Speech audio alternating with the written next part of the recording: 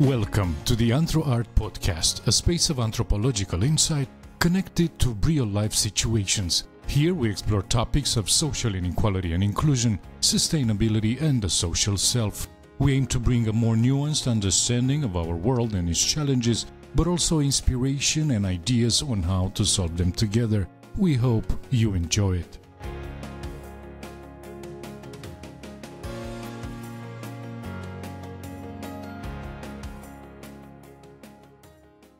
Promises and Realities, Working on Digital Platforms.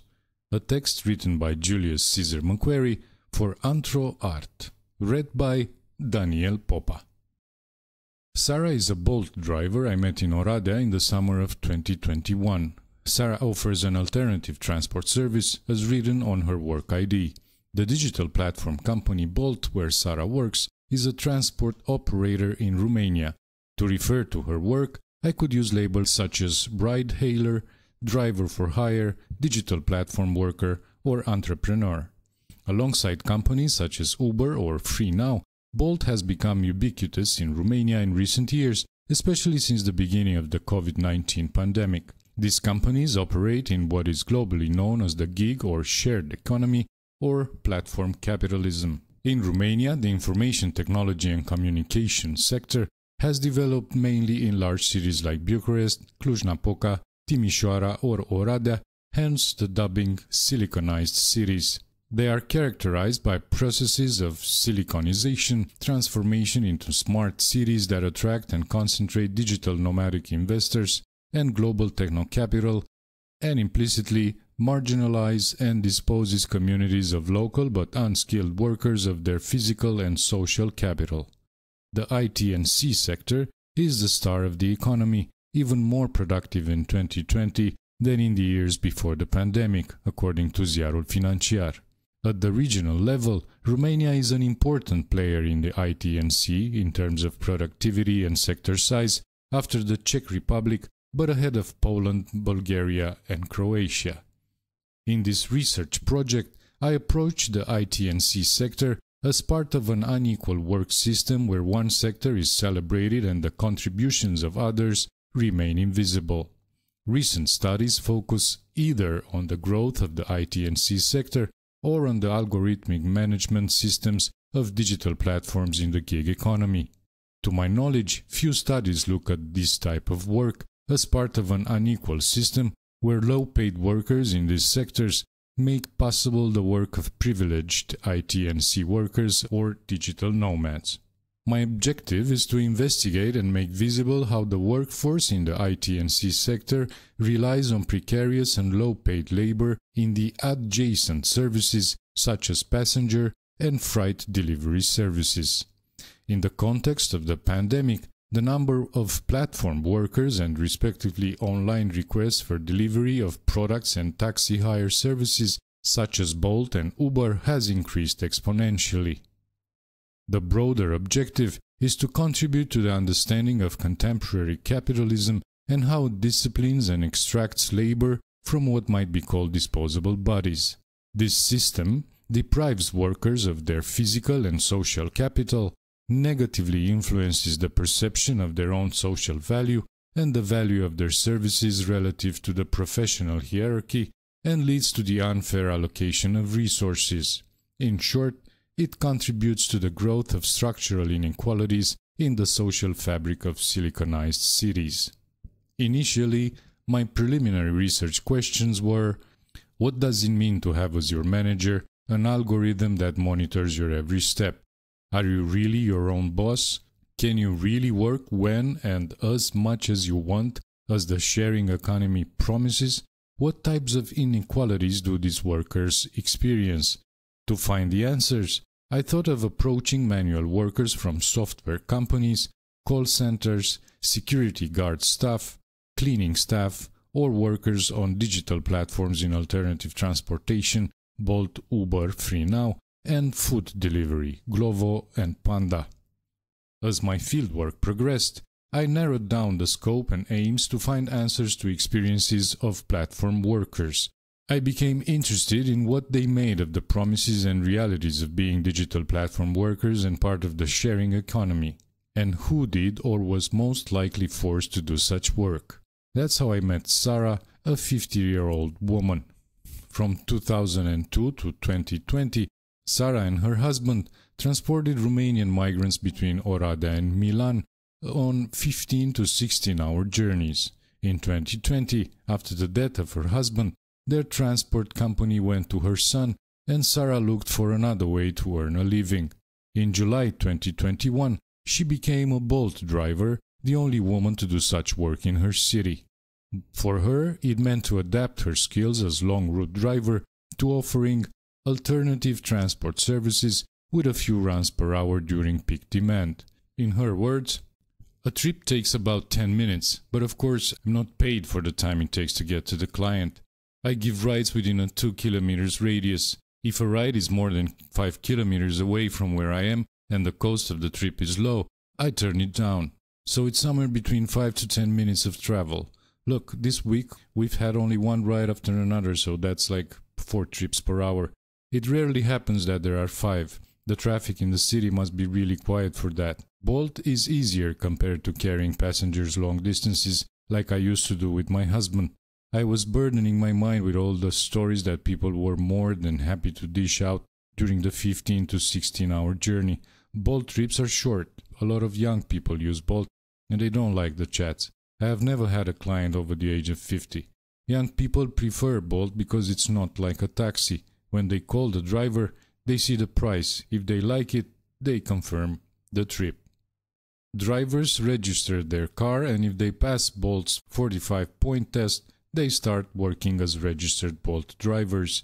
From what they earn, they cover their expenses: petrol, car maintenance, and taxes. Time and fuel used to travel to the customer meeting point are not counted towards the payment of a ride. This service is labeled as alternative to distinguish it from renting a car and using a taxi service. As a Bolt customer, you hire the driver for the ride. As a third party in this agreement, the Bolt company initially offers good discounts to attract customers. On the round trip I made between Oradea and a village near the city, with Sarah as the driver, I received a 20% discount. Sarah received the full fare for the trip, and Bolt took 20% of the total price charged to me by Sarah. At first glance, all parties involved seemed to be happy. The algorithms behind the platform digitally manage the orders and drivers. Both drivers and their customers rate each other. Sarah tells me what it's like to be held accountable for what an algorithm decides. A customer cancelled their trip because they had to pay more than the app showed at the pickup point. He gave me a bad rating.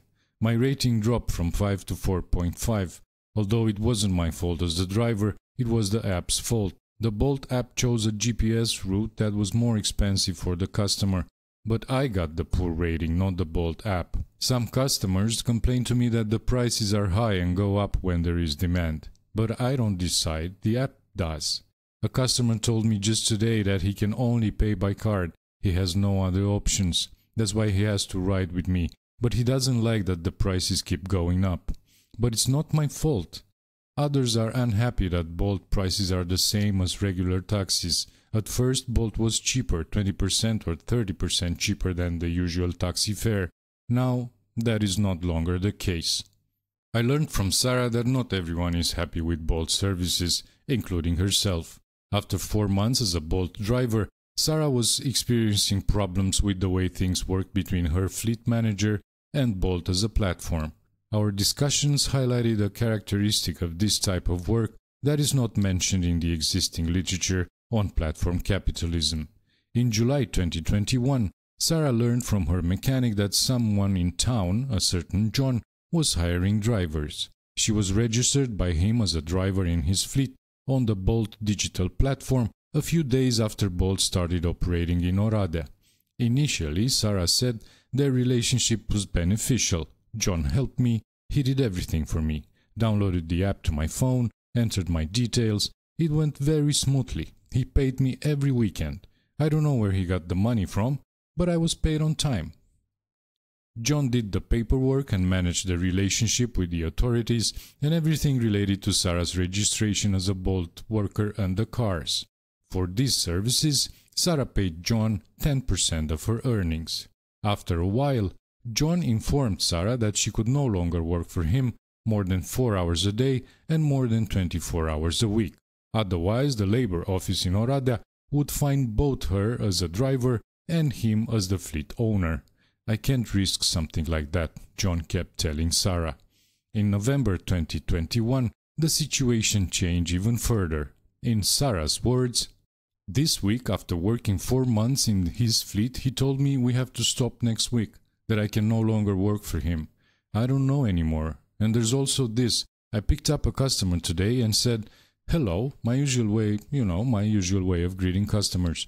The customer asked me, 'But do we know each other?' 'No,' I replied, 'but that's how I start my journey, greeting everyone.' He said, 'I thought you might know me because I'm a Bolt driver too.' This customer has his own fleet in Cluj. He advised me to open an LLC and work for him. I was taken aback and didn't know what to say to him. I don't understand why John told me that I couldn't work with him anymore, and then this guy came and said I could work in Oradea and his fleet registered in Cluj. And another one told me that I could register and work on my own. But I don't know how to do this. I don't understand how. I don't understand the application. I don't know who to ask. But my feeling is that if I open an LLC, I will just switch from one to the other, and they'll be taking their share of my work, and that's not okay. If I could work on my own, that would be the best. These people live off us. The man from Cluj has even more people in his fleet in Cluj than John has here in Oradea. He comes here to recruit drivers from Oradea to work for him in Cluj, but you see, John really helped me. I'll tell you what I'll do. I'm going to look into how I can get that code, NACE, to see how I can start on my own. The sharing economy is a type of economy that has promised a lot. First of all, a new way of working, where workers manage their own time, work without bosses, and the earnings are entirely theirs. In tune with this promise, the official blog of Bolt Romania shows the picture of a woman describing her as a passionate driver who manages her own freedom. In the book After the Gig, published in 2020 in collaboration with other researchers, sociologist Julius-Cezar reveals the cynical way in which platforms break this promise. They exploit gig economy workers through disempowerment and inequality, in stark contrast to what this type of economy originally promised. Owners and investors in platforms now widely used around the world, such as Uber, Lyft, Postmates or Airbnb, accumulate capital at the expense of these workers, many of whom are partially or totally dependent on these parasite platforms, as Shore calls them.